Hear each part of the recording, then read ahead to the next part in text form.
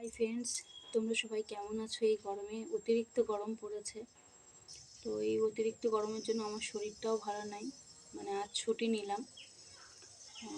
পয়লা বৈশাখের দিন থেকে মানে রবিবার পড়েছিল, তারপর থেকে কন্টিনিউ একভাবে ডিউটি করেছি। মানে এই রবিবারও ডিউটি করেছি, একটা ছুটি পাইনি। কাল হসপিটাল গিয়েছিলাম পেশেন্ট নিয়ে, শুক্রবার ছিল।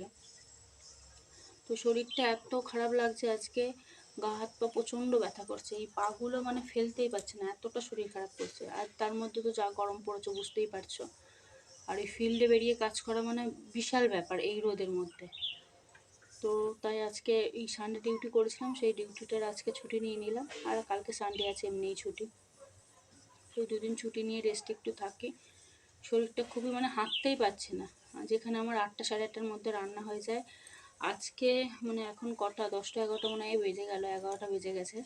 তো এখন এই ভাতটা হয়েছে, শুধু ডালটা সিদ্ধ করতে দিয়েছি। আজকে ভাত, টকের ডাল, আলু ভাজা আর ডিম ভাজা করব। মানে একটু ভাল লাগছে না, আমি মনে হচ্ছে খালি শুয়ে থাকি। কিন্তু শুয়ে থাকলে তো হবে না, ছুটি পাই না ধরো। তাই এসে আমি কাচাকুচি সব কিছুই করি। আজকে তাও মেখে রেখেছি, দেখি একটু বেলা পড়লে রোদটা কমলে কাচবো। একভাবে ধরো ঘরদোরও ভালো করে সব গোছানো হয়নি, একভাবে চলছে কাজ। মানে যেদিন ঘরে ঢুকেছি তারপর দিন থেকেই ডিউটি শুরু করে দিয়েছি। তো সেভাবে কিছুই করতে পারছি না। সারাদিন পর এসে আর ভালো লাগে না, এই গরমে আর মনে হয় না যে কিছু করি। তো এই উঠলাম, শুয়েই ছিলাম। এমনি আজকে উঠেছি 6:45টার সময়, যেখানে আমি 5:30টার মধ্যে উঠে পড়ি। তো রাতে ঘুমোতেও পারিনি ভালো করে। যে গরমের জন্য তা নয়, আমাদের ঘরটা ভালোই ঠান্ডা দেয়, ঠান্ডা থাকে, দুদিকে পুকুর আছে তো তো ভালোই ঠান্ডা থাকে। কিন্তু তবু আমি ঘুমাতে পারিনি। এত কালকে থেকে গা হাত পা ব্যথা করছে, জানি না এই রোদেতে ঘুরে জল টল খেয়ে জ্বর আসবে কিনা। তবে খুব শরীরটা খারাপ করছে। দাঁড়াও, গ্যাসটা বন্ধ করে এসে তোমাদের সাথে কথা বলছি। গ্যাসটা বন্ধ করে দিলাম, বললাম না ডালটা সিদ্ধ বসিয়েছিলাম। তো একটু ফ্রিজ থেকে জল বের করে নিলাম। মেয়েটা পড়তে গেছে, পড়ে আসুক, ভাবছি একটু গ্লুকন্ডির জল ওকে করে দেবো, আমারও খাওয়া হবে।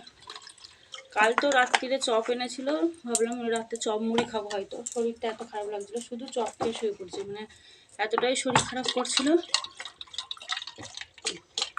মানে কিছুই খেতে পারিনি কাল রাত থেকেই। শরীরটা মানে কাল বিকাল থেকে এসে শরীরটা খারাপ করছে। মানে ঠান্ডাটা, জলটা খুব ঠান্ডা হয়ে গেছে, তাই একটু মিশিয়ে নিলাম জলটা।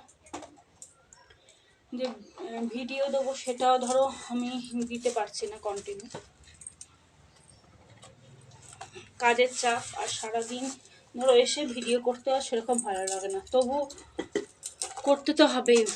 তাই একটু ভিডিও তোমাদের সাথে শেয়ার করলাম।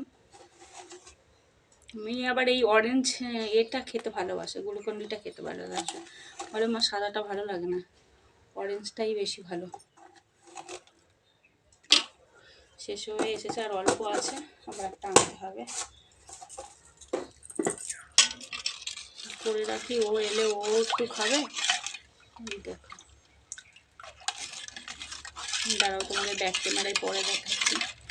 ভাতটা হয়ে গেছে, ডালটা সিদ্ধ করে রাখলাম, আলুটা ভাজবো। আর গরম গরম ডিম ভাজা করবো, এখন করবো না, একটু পরে করবো। ডিম ভাজাটা ওই 12:30 1টার দিকে করবো, তার আগে তো কেউ খাচ্ছে না। কেমন গরম বলো হঠাৎ। তাও আমাদের এদিকে মানে এই পুকুর পাড় আছে মাঠের ধার বলে, মানে এত হাওয়া দেয়, তোমার এই বারান্দাটা ফ্যান চালাতেই হয় না, খুবই হাওয়া দেয়। এখন একটু বন্ধ আছে তাই, মানে বিকালের দিকটা ভালোই হাওয়া দেয়, এখনও দিচ্ছে। কিন্তু কি রোদ, রোদ দেওয়া কি কম বলো। দেখো এতক্ষণ মানে ভালো দিচ্ছিল না, আমরা বলছি বলে আবার ভালোই হাওয়া দিচ্ছে। একটু করে রাখলাম, এলে ওকে একটু দেবো, আমি একটু খাবো। দেখতে পাচ্ছ তোমরা কালারটা, না তোমাদের ব্যাক ক্যামেরায় যাচ্ছি। এই ঠান্ডায় শুধু বলো, এই মানে এত গরমে শুধু জল খেতে ইচ্ছে করছে, আর জল খেয়ে পেটটা ভর্তি হয়ে যাচ্ছে। ভাত তো আমার খেতে একদমই ভালো লাগছে না। কাল হসপিটালে ক্যান্টিনে একটু ভাত খেয়েছি, মানে খেয়ে যেন আরও শরীরের মধ্যে অস্বস্তি হচ্ছে। 2টোর সময় পেশেন্টকে উটি করাবার পর যখন ভাত খেয়েছি, মানে তখন শরীরের মধ্যে কেমন হচ্ছে, বসে পড়েছি আমি। আর তারপরে ধরো এসিতে থাকা তো সবসময় অভ্যাস নেই, তা এসির মধ্যে ছিলাম, যখন বাইরে বেরোচ্ছি মনে হচ্ছে জীবনটা বেরিয়ে যাবে, এরকম এরকম হচ্ছিলো কালকে, মানে খুবই কষ্ট হচ্ছিল।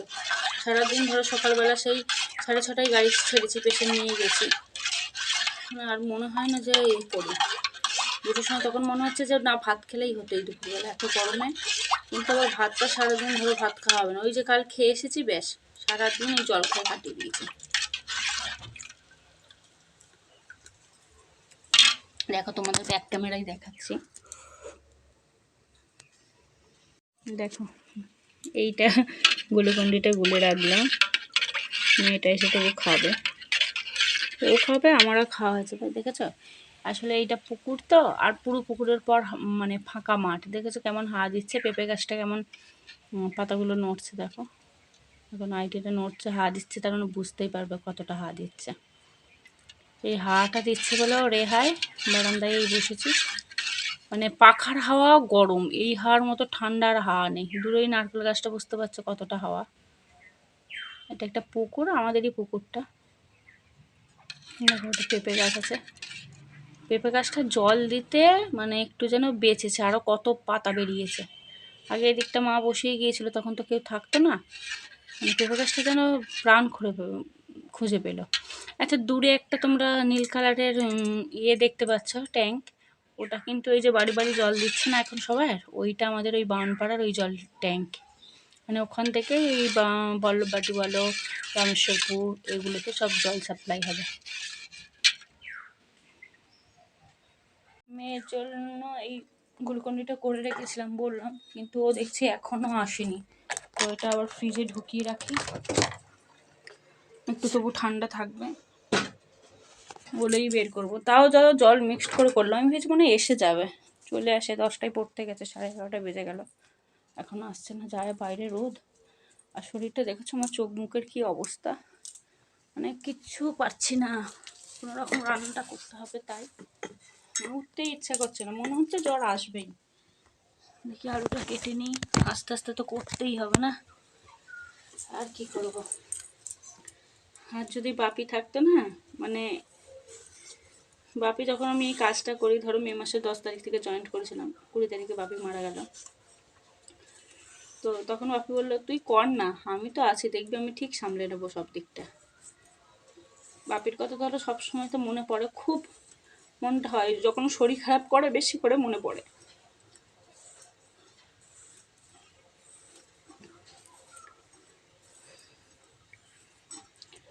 বাবা না থাকলে আর কিছুই হয় না। আবার 1টা বছর হতে চললো,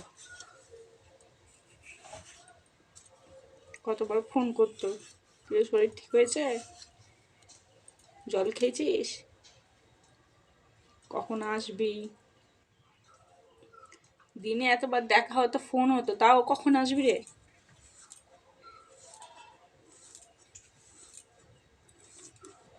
সব কোথায় চলে গেল, বাপি চলে যাওয়ার পর আমার জীবনটাই পাল্টে গেল, পুরো পাল্টে গেছে।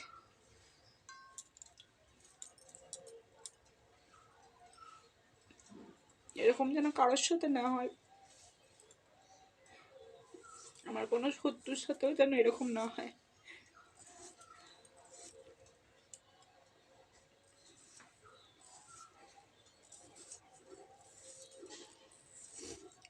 ঠিক আছে, আমার ভিডিওটা কন্টিনিউ তোমরা দেখতে থাকো। আলুটা কেটে নিয়ে মেয়েও চলে আসবে, 11:30 বেজে গেছে, রান্না করতে হবে, একটু শোবো, শরীরটা একদমই ভালো লাগছে না আমার।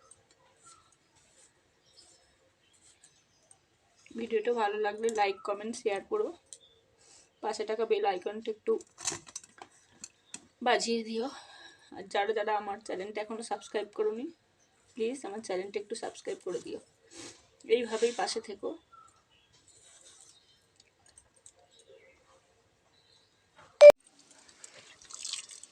এই দেখো বন্ধুরা, তোমাদের বলেছিলাম না একটু পরে কাচবো, তো এই রান্না টান্না কমপ্লিট হলো, মেয়েও স্কুল থেকে এসে গেছে, ওকেই বললাম একটু ভিডিওটা ধরে দিত।